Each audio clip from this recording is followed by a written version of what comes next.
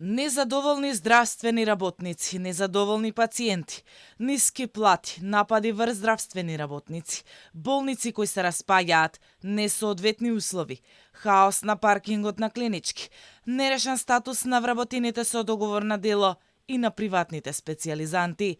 Ова се дел од проблемите во македонскиот здравствен систем, велат од синдикатот на клинички.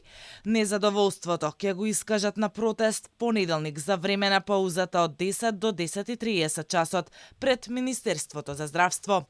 Председателот на синдикатот вели дека револтот е голем, затоа што властите изминатите години успеале да го доведат јавното здравство во колапс. Последниве 2-3 години, значи, јавното здравство мака мачеше да покажи 2-3 денари по 9 месеци да преговараше за истите тие смешни пари.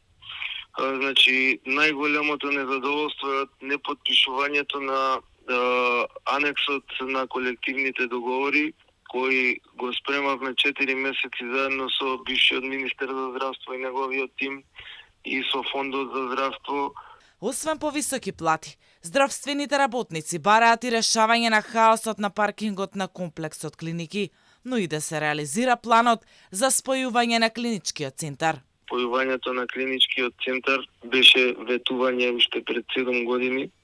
Уште министерот бивши Филипче го кажа тоа, меѓутоа до ден денеска клиничкиот центар не е вратен во една целина со еден директор и еден управен одбор. Паркингот на тој исти клинички центар е рак рана. Мислам дека било кој од нас, Македонија е мала земја, знае што се случува тамо. Со истите барања, заедно со синдикатот на клинички, на протест ки излезат и членовите на самостојниот синдикат за здравство при ССМ.